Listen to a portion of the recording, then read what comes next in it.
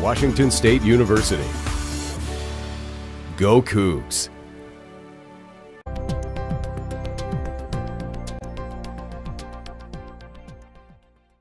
In gerontechnology, there's quite a few opportunities here.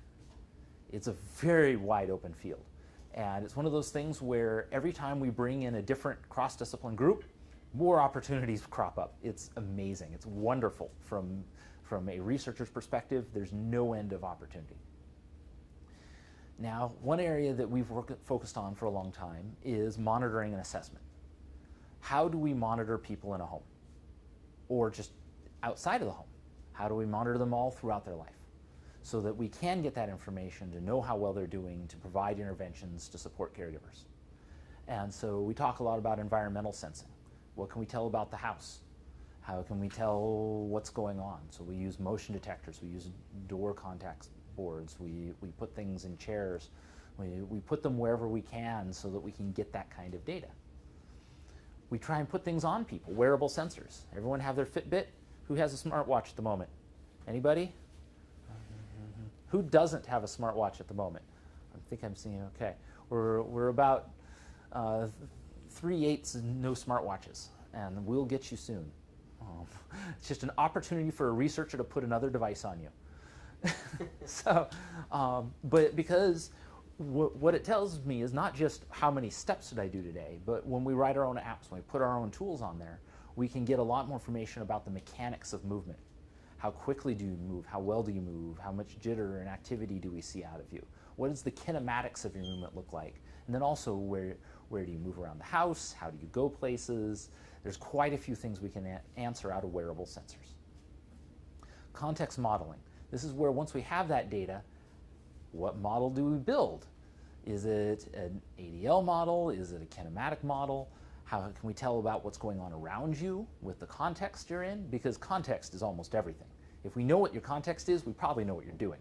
And then if we can look at the combination of the context and how you did things, we know how well you did them. Because if I'm in my bathroom, I'm probably not cooking.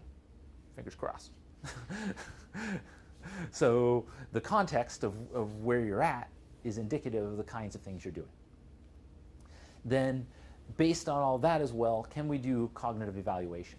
And that was Dr. Schmitter-Edgecombe's original idea behind CASAs, and bringing the smart home tech into the clinical psychology world was, can we evaluate someone's cognitive health based on their activities? And after a 5-year longitudinal study and quite a bit of work by grad students, the answer is yes, we can. How you behave in the home is reflected in your cognitive skills and capabilities. So, based on all of that, what can we do with it? The ideas mostly are prevention and intervention. Ideally, you want to prevent. The whole world of healthcare wants to prevent you to needing healthcare. They're kind of in a catch-22 situation because they would love for you to never have to go see a doctor because that's the ultimate success. Well, it's long road out on that one. But we can do a certain amount of that because if we are modeling how you're doing on a day-to-day life, and we've seen lots of other people in similar situations, machine learning, artificial intelligence can help us predict what are you going to need? How can we prevent future issues? How can we give you suggestions? Introduce new things into the home like grab bars when you start having more difficulty walking? Can we start changing up the way that, for example, how your sleeping environment so you sleep better because we're starting to see sleep disorder issues? Can we change dietary things so that you have fewer bed-to-bath transitions at night? What is it we can do to help prevent future issues? And then once you have issues, how can we intervene? Can we give you reminders to do activities? Can we suggest better ways to do them, safer ways to do them, to then help prevent falls and other issues? And so being able to not only detect trends and future likely situations, but also respond to what you're doing and how you're doing it. Another area that's come up is rehabilitation. It turns out it's very difficult sometimes to tell when someone has left a care facility, is it the right time to leave? When they leave, what kind of therapies and exercises will they need to do to make sure they don't go back? And so that's why Gina and Jordana are up there at St. Luke's Rehabilitation Institute, working with Doug Weeks, talking about that very issue. When they do physical rehabilitation, how do they know when it's a good time to release someone? And so we've got wearable sensors, we're doing kinematic evaluations, we're running through that data to say, in these instances, here's what the data looked like, and here's how the rehabilitation arc went. That's what they want. That's what the care facility needs, is to know what works and when to use it. And so this kinds of tools we're building here is effective in those areas. Can we build compensatory strategies? Things like automating in the home, so that you don't have to get up as much if you don't need to. Are there kinds of things that you can do throughout the house to help people? We have a robot kicking around this summer that's supposed to help with these kinds of things, to see what it can achieve for you, to help you on a day-to-day life. Doing different kinds of interface design. Should we build different remotes for TVs? Should we do better cell phones and watches so you can improve communication? How is it that we can do kinds of compensations for those degrading facilities for individuals? And then also enhancement, things like physical support. There's a whole field of exoskeleton gerontechnology where they do exoskeletons for seniors to help them walk around. This goes well beyond wheelchairs and walkers now. We are into the future. And so, based on that, this is one of those structures that people have put together to help describe what is it that gerontechnology is good for. And all of your work will slot in here somewhere. The basic idea here is, can we enhance someone's day-to-day life? Can we make their life better? Or can we compensate for something that they don't have anymore? Loss of vision, loss of mobility, loss of cognitive health. Ideally, we can prevent the needing either one of those. Something that can go even further down the road and be done usually earlier rather than later. Additionally, we can provide aid to caregivers. Your family members, your clinicians, what do they need to know? How can they make better decisions? What kind of training do they need? How can it fit with the senior care arc for the caregivers? And then on the end is also improving research on aging. Not only understanding aging itself, but how that aging impacts their physical capabilities, their lifespan, their quality of living, and the impacts all throughout society. And one of the charts that we show is some variation of this one, where there's an expected arc that everyone's going to go through, that our functionality will decline over time. That's that wonderful red line there, is that on a day-to-day life, over time, you will need more and more help. But if we can provide some technology in some way, in the right way, then we can keep that functional ability higher as you age. And so we're trying to buy this space right here between the two arcs. That's what you're here to build.